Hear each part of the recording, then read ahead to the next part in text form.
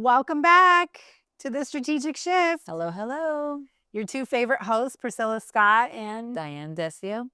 welcome, you guys. Oh my gosh, this year has been Going by quick. yes, it has. I think one of the greatest things for me is just, and they tell you this all the time, but as you get older, life just moves faster and it feels like time is going by faster. Because every time I turn around, I'm like, oh my gosh. I think it was after I had a kid that time started going by because you're like literally running around. It seemed like time was slower before her. Yes. Yeah. I would say that. Although this year I'm practicing a little bit like slowing down. Yeah. I think I shared this with you. Like I've always been just on the go, on the go, on the go from one project, one job, one task, and then like coordinating babysitters, nannies, all this to get us everywhere. And like now that's not our life anymore. No. Even this summer, my son was like, well, what are our summer plans? Because usually I have like camps and sitters in place and vacations and everything like lined up that aligns with like this super packed schedule. And I said, we don't have any plans this summer. And he was like, at first, he was like kind of freaked out. And then I was like, isn't it great? And as the summer went on, he was actually like, we don't have any summer plans. And, we got to go to the water park constantly. And we're just doing all the fun things. Going with the flow. Going with the flow, which is different for us. Yeah, we kind of live like that. I mean, I do plan, but then with this heat and this weird weather, because one minute it'll be really, really hot, next minute it's hailing. I mean, it's just weird. Weird weather. It is. And we have a lot of mosquitoes all of a sudden. Oh my God. I've been in Vegas since 2014. In the last 3 years, these mosquitoes came out of nowhere. They're like phantom mosquitoes. Except I see them. So I got the thing that traps them. You got it? Not the light. I did the plug-in. Oh my God. A lot? There were like not just mosquitoes, the little tiny Ants and stuff. Yes. Yeah. It probably like 50 of them. Yeah. Same thing. My trap that 14, 16 mosquitoes that would have been feeding off of us. Yeah. I mean, and they do feed off you all night. But yes, I've also made this concoction, this bug spray. It's all natural, where I use an essential oil. It's like a lemon eucalyptus, and they don't like the smell. So I spray that on the bed, and it's been helping. Thank God. Okay. I might have to get that from you. Yes. Because the other day I was in the closet and I was putting stuff away. And when I put clothes on top of another, this mosquito, like I woke it. I hate them. I hate them. I do too. And I like chase them throughout the house. I'm like with a swatter. I'm like, where are they coming from? But today's episode is not about mosquitoes. Oh, no. Who, if Lilo and Stitch, they're an endangered species that feeds off of the human population here on the planet Earth. I like that movie. It was such a cute movie. It really is. I love the original, and I have a tough time when they go from like cartoon to like live action. Like that's not my thing. But they did such a good job with that movie. Yeah. It was so cute. It was. I liked it. And then the subtle differences between the cartoon and the live action were good too. So big kudos to Disney. Who knows what they're doing? But so what are we? We were talking about our episode today. It had a lot to do with mirroring, right? Mirroring, yes.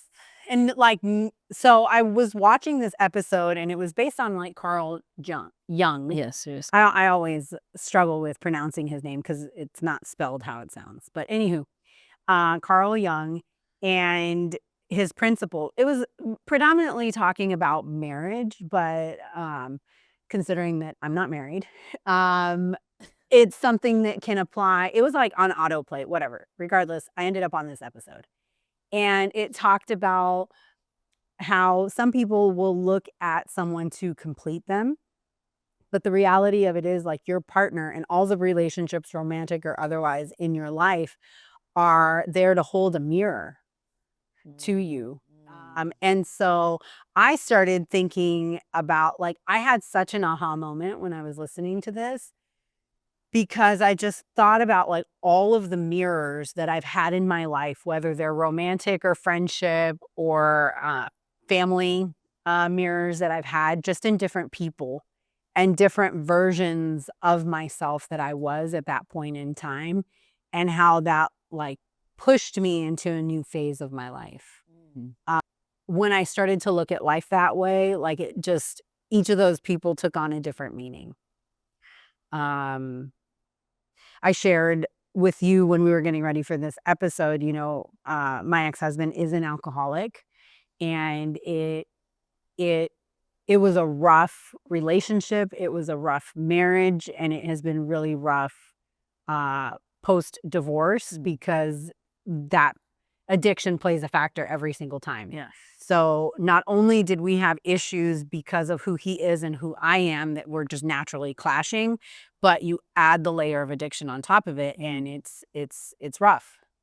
And but I started to think about it, even though I don't have an addiction, I was like, what are the similarities?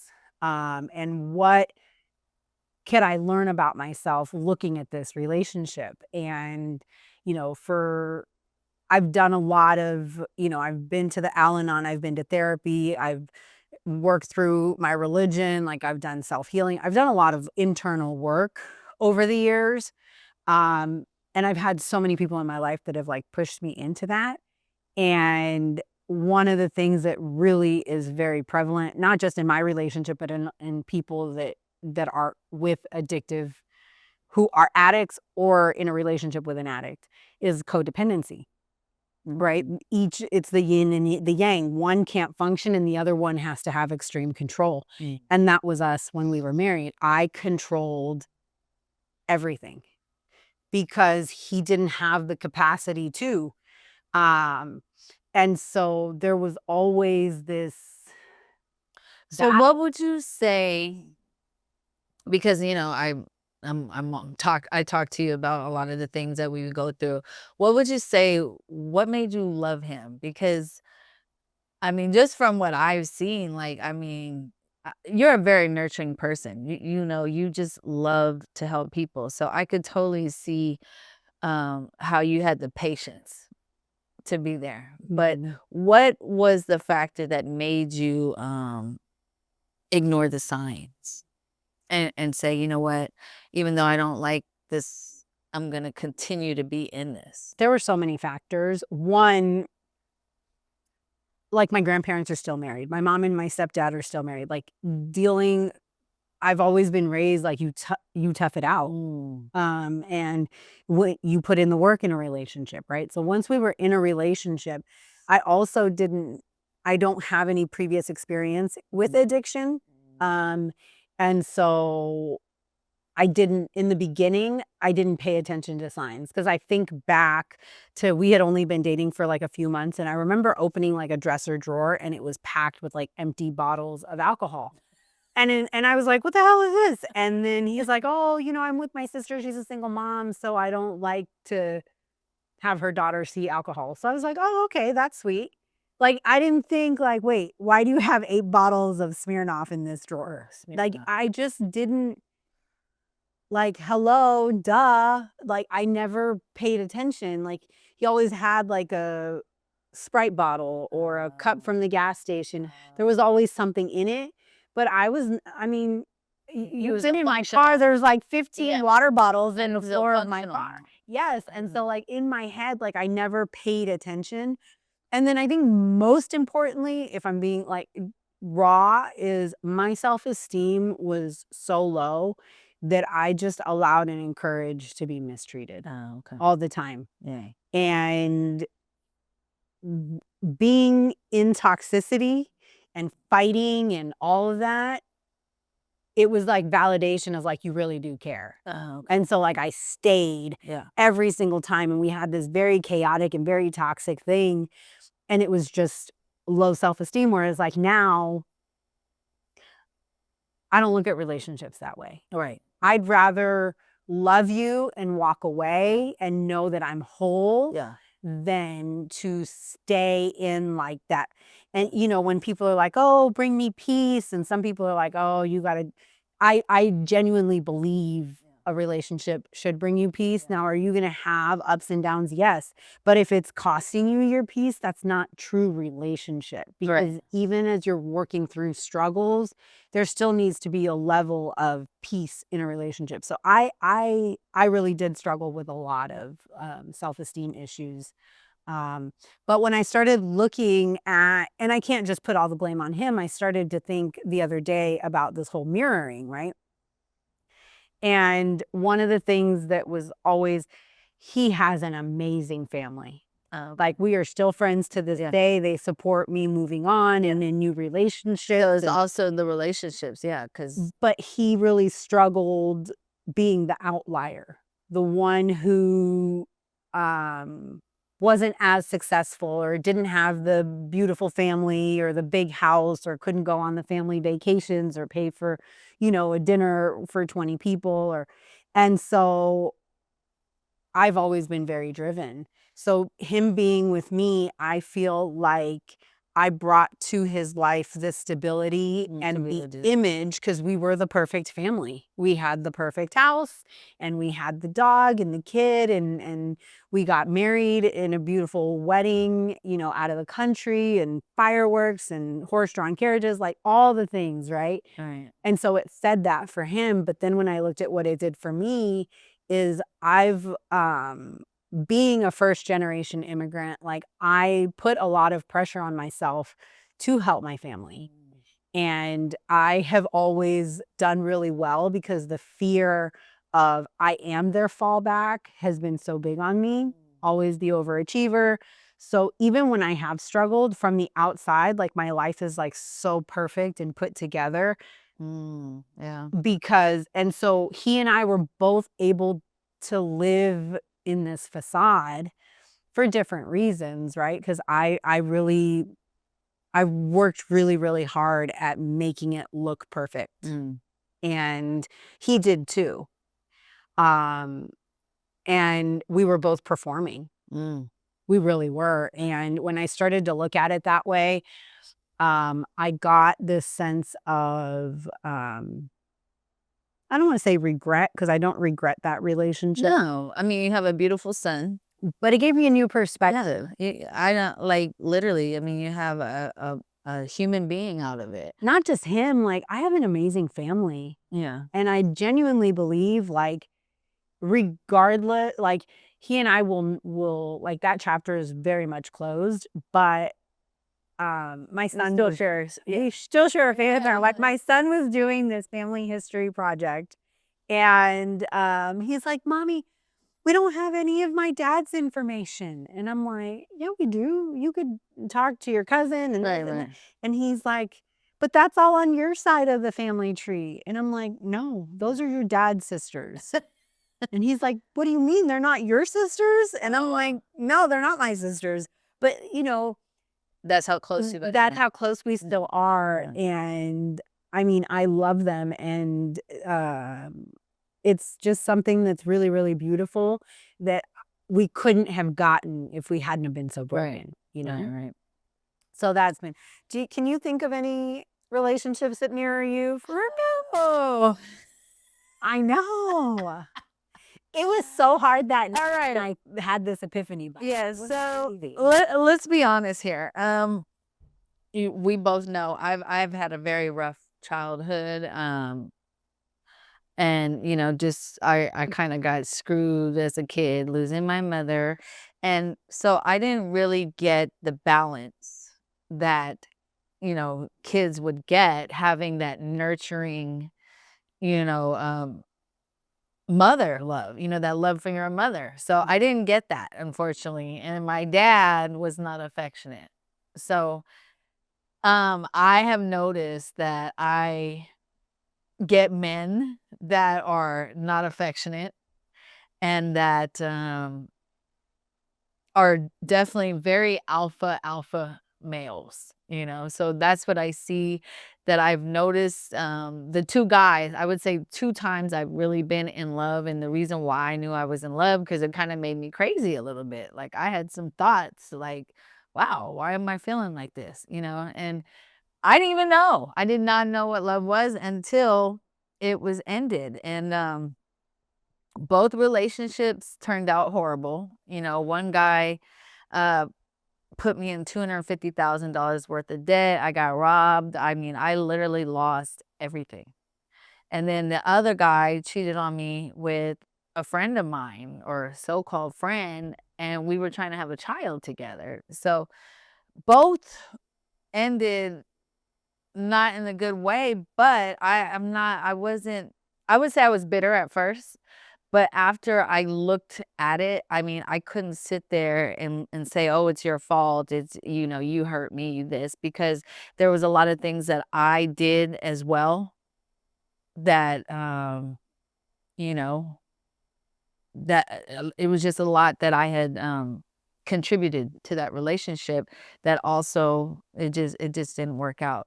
Now, even though it ended bad, it was a lot of good in it. Like, you know, I actually got to feel what love was. I got to be affectionate, you know. So it was, you know, it was a learning experience, you know. And the funny thing is I had to forgive them.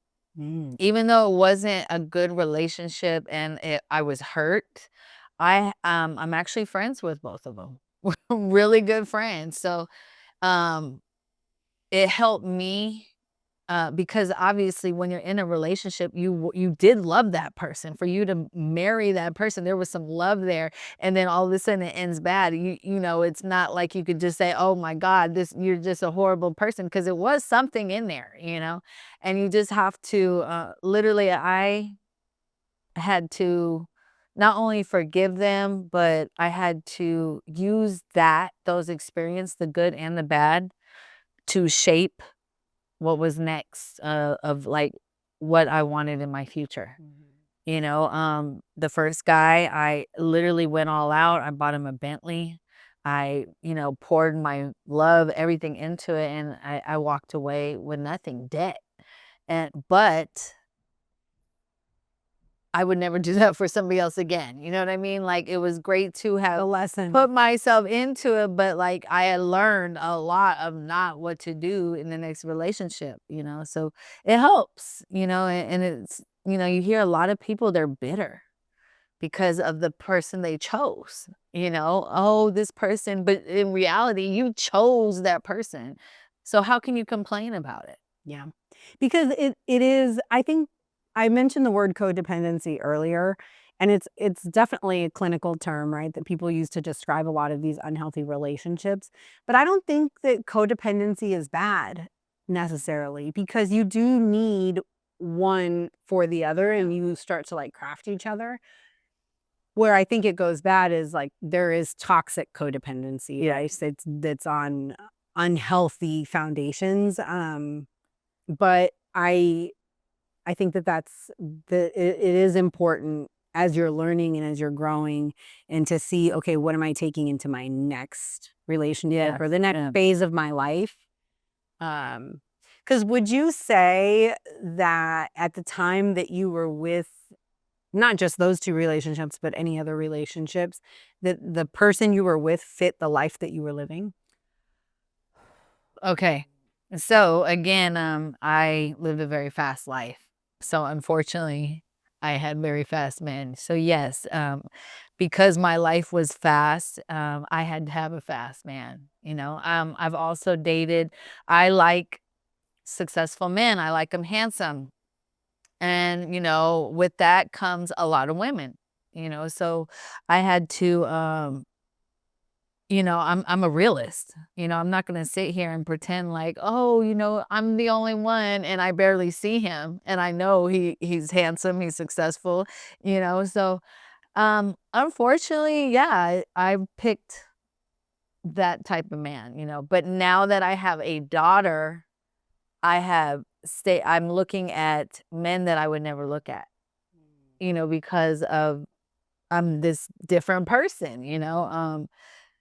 But I literally, yes, I would say that my lifestyle definitely had a big part of the men that I chose.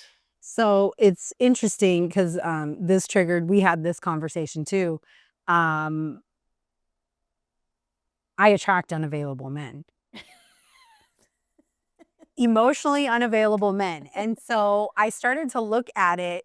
There were two different instances, right? One of the instances was specifically dealing with my son. At school, they made these Mother's Day cards. Of course, he forgot to give it to me.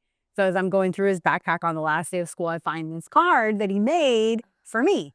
And it had like fill in the blank, like my mom's favorite food, my mom's favorite flower, my mom's favorite thing to do, what I love to do with my mom. Uh, my son had filled in like all the questions as they related to him and I together, Mhm. but all of the questions where it was like specifically like my favorite food, my favorite thing to do, my favorite music, my favorite artist, my favorite vacation, all of it, he just put question marks in all of them, right? And I just kind of was like, okay, he's a little boy, whatever. So fast forward, I'm helping my ex-husband, his dad, fill out some paperwork. And he had to fill out paperwork relating to me for what he was filling out. And so he was like, when's your birthday? And I'm like, 15 years and you're asking me okay. And then what's your middle name? Where were you born? And it was like a trigger for me, like, dang, I attract unavailable men because I'm emotionally not vulnerable at all. Like most people don't know my inner thoughts. And then I thought about it and I was like, what is my favorite color? And then I was like, well, hands down, anyone who knows me will tell you my favorite food is pizza because I could never get sick of it. And the Chinese food from the place in Costa Rica that's down in the hood, don't try to divert me to go anywhere else because I'm very specific. But I started to like really reflect on all the things that I've never shared, Mm. you know? And so, and in this like mirroring, I also realized I attract a lot of avoidance into my life. Avoidance like to hang out together because we can all ignore the things that are going on and not talk about super deep stuff. All of my closest friends all are avoidance. Oh, really? We just have different styles of avoiding things. Mm. And over the years, we've learned each other so well that we can we've created a level of emotional safety that we can talk about the hard stuff. But then I look at like my more recent relationships and I don't think that I've been very open to sharing like the things that would like kill me on the inside.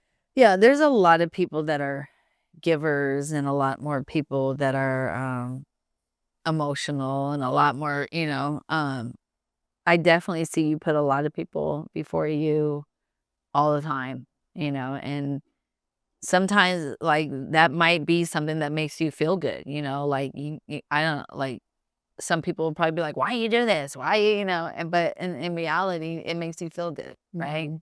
And I'm the same way. Like I like to see my family, my friends smile. I like to be able to put a smile on their face. That makes me more happy than putting a smile on my face. And then you have people that will take, that are takers, and then will continue to take and never give, and unfortunately, they attract People like me. they attract to people that are, and it's funny because a lot of people, like even with me, like I'm a very chill person and like people like will misunderstand that as like not like either they'll try to get over on me, they'll test me, try to do some funny shit, and then I flash. And then they're looking at me like, "Oh, you're crazy." Well, what did you expect? Oh, see, I have that too. So that's where you mirror me because everyone's like, "Oh, I've never seen you angry." Oh, you don't want to get there because when I get to that point, oh, there was a moment. Shout out to Scott, my son's godfather. He knows exactly the moment I'm talking about. Delcy, this one's for you too. Where my ex-husband and we were dating at the time made me so mad. I ended up on the hood of his car, like leaving a casino in the middle of the night. Like, I was so furious. Like, his life flashed before his eyes in that moment. And people were like, you? And then they're like, I do a lot to not get there, but I'm telling you, when I flash, they're like, Yeah. she's crazy. But I try really, really hard not to get there, because when I get there, Yeah. there's no turning back. Yeah, I know. I can't even remember. I'll be like, I don't even know what happened. It's like a switch, but it takes a lot.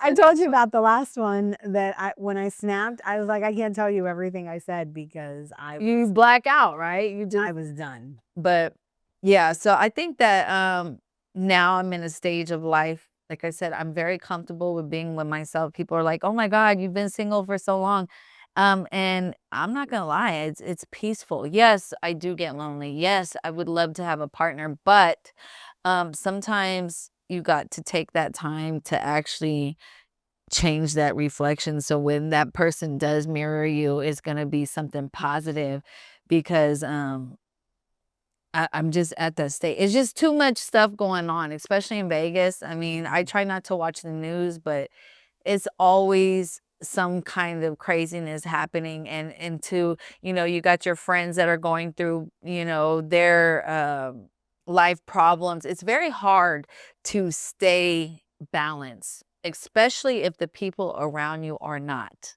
Yes. And then again, when you're not balanced, you're attracting unbalanced people. Yeah. So I think that's really important to make sure you are balanced before you start. That and knowing what you want. Yeah. Whether it's business, friendships, or relationships, the same principles apply. I think for a long time, because I was in a relationship the other person was not.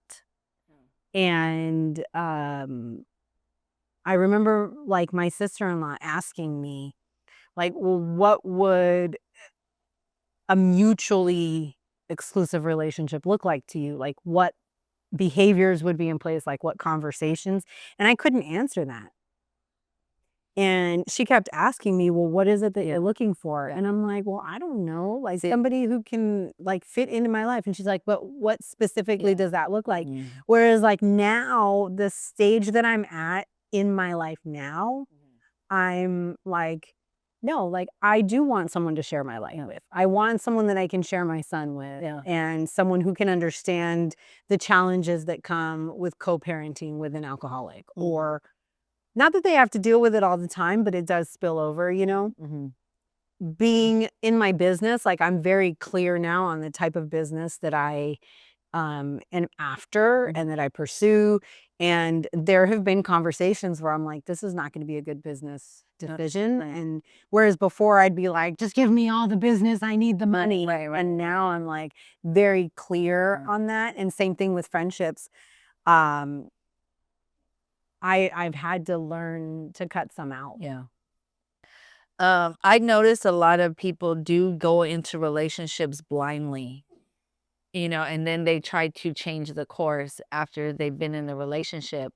And then there's a disagreement because they didn't talk about it at the beginning, or the woman sees how the person is and says, okay, well, I'm going to get in this relationship and it's going to change, and it doesn't, it gets worse. Or, so like you said, know what you want, and you got to discuss that right off the bat. Like, don't even waste your time unless you're just trying to meet friends. Like, don't go into a relationship blindly, because that's when yeah, you're gonna have a lot of time wasted. Well, and I think it's also important, not just for me. I used to have a lot of shame in admitting, not just in romantic relationships. Like, there was shame in me saying, like, I want like a business that generates a lot of money.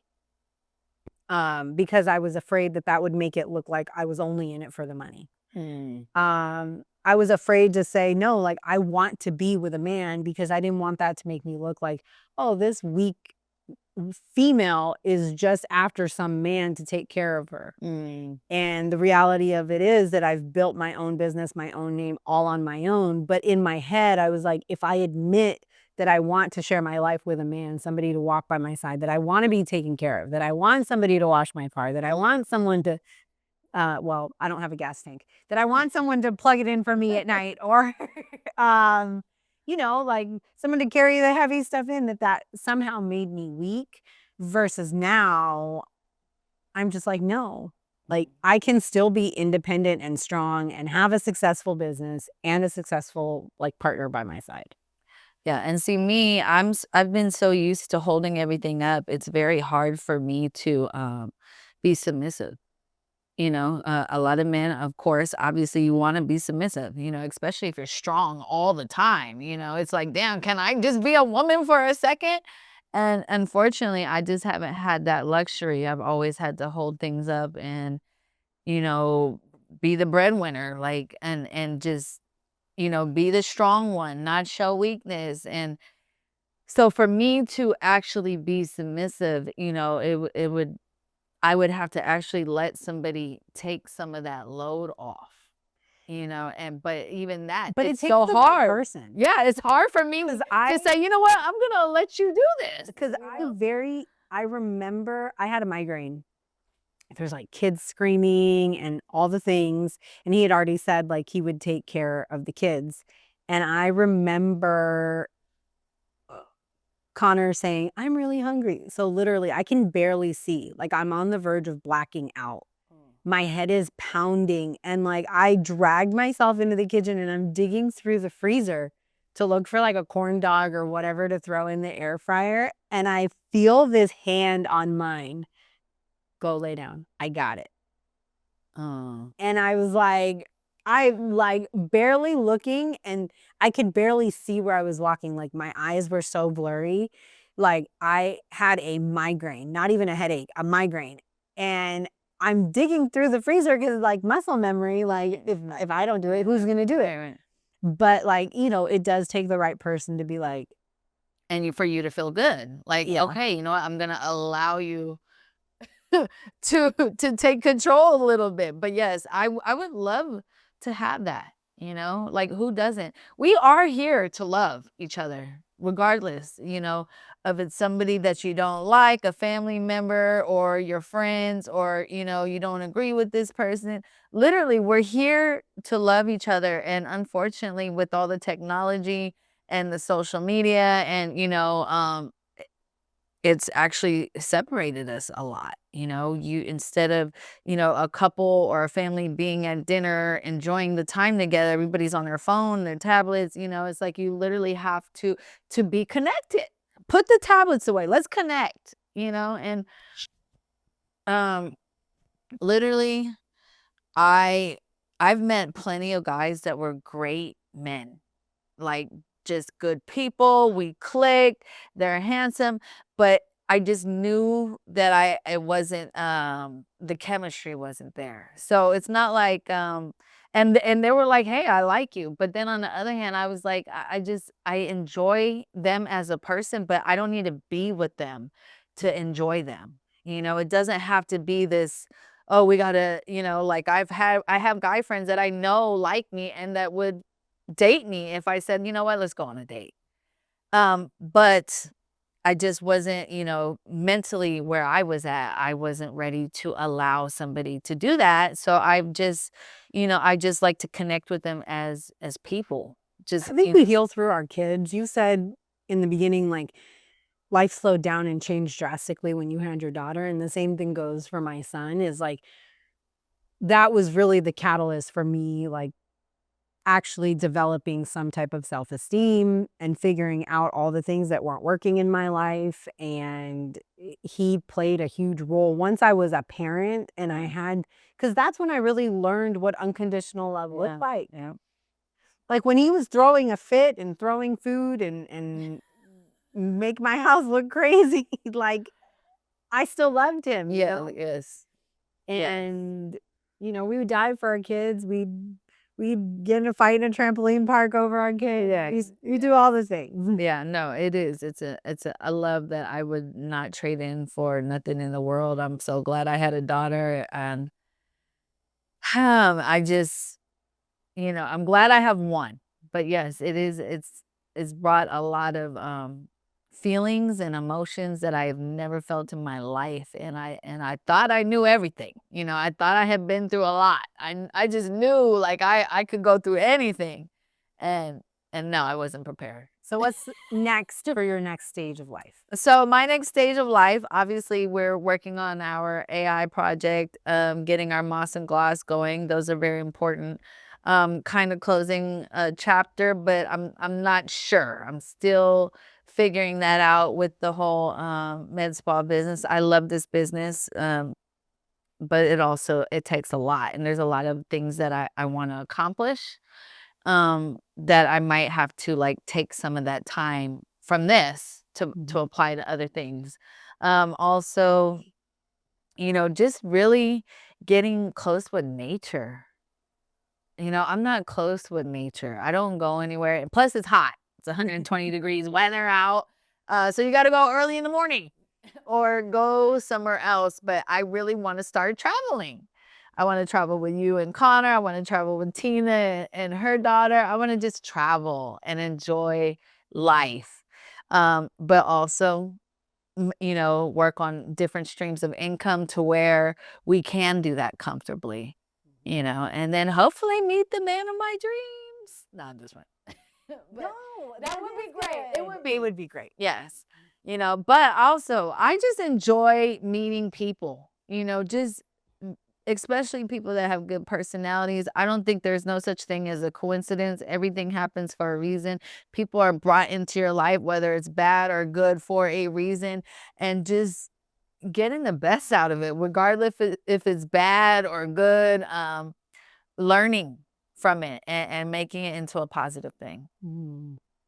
That's where I'm at. That's great. So for my next phase is definitely being more vulnerable.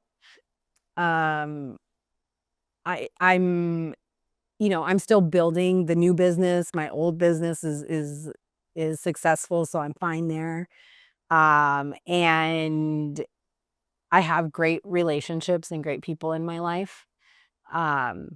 I do feel like this next phase of my life is about like loving myself and becoming vulnerable with people and healing the parts of me that don't allow me to do that. And I want, you know, a forever kind of love. Yeah. So, All right. all right. Well, that wraps us up for the strategic shift. Yes. Thank you so much Thank you. for being here with us, and make sure you subscribe. Keep watching. Yes. All right. Bye. Take care.